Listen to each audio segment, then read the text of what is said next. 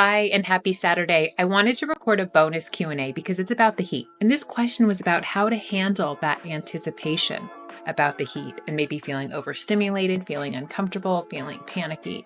So I thought it was really timely as the summer is approaching. So I'm going to read the full question.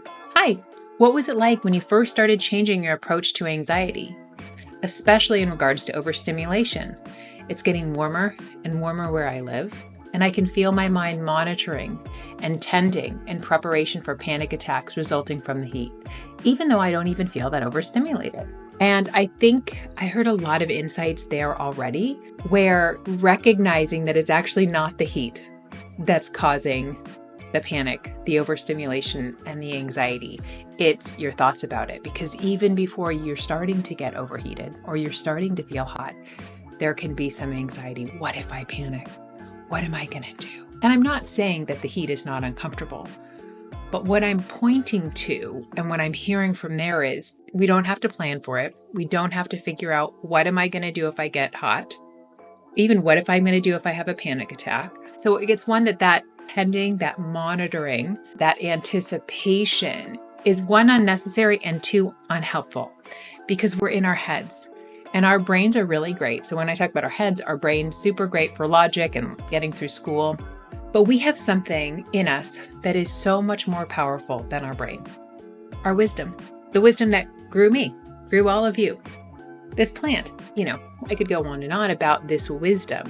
And this wisdom, this greater intelligence, wisdom and common sense, it is always available for us. It is so much more powerful than our brain. Our brain's like this computer. It's like thinking, what if? And so we don't have to prepare. We have this wisdom and common sense that is going to be available to us at the precise moment we need it. So if it's getting warmer and warmer and you're starting to notice that you are uncomfortable, you will handle it then. Future you will know what to do at that precise moment. And also there's this greater intelligence that you don't even need to think about it. I bet I'd be curious if after this video, if you want to pause it now, think of a situation when something has happened, whether it's about you or you're a family member or a child, and you didn't even think about it. You just jumped into action. I can think of a few. And actually one's about heat. And I think I just drank too much water and everything was not balanced. It's about 5.5 years ago. My son was 2, still nursing and carrying. He was a giant baby. I still wore him on one of those, I can't remember their name, carriers, walking all over the San Diego Zoo. We'd had a really busy day.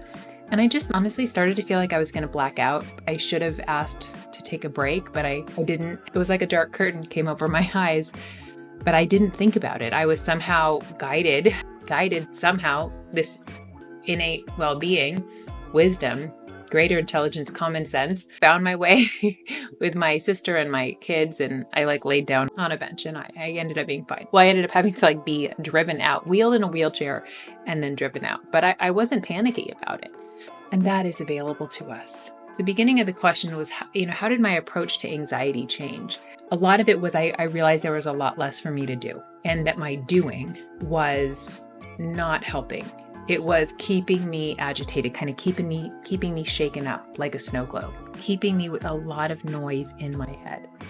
I think I've said this before in other videos, but I love how Michael Neal talks about the universal diagnosis, too much noise in head, and that universal medicine, letting go, a little bit of silence. So thinking, that tending, that monitoring, that's a lot of noise.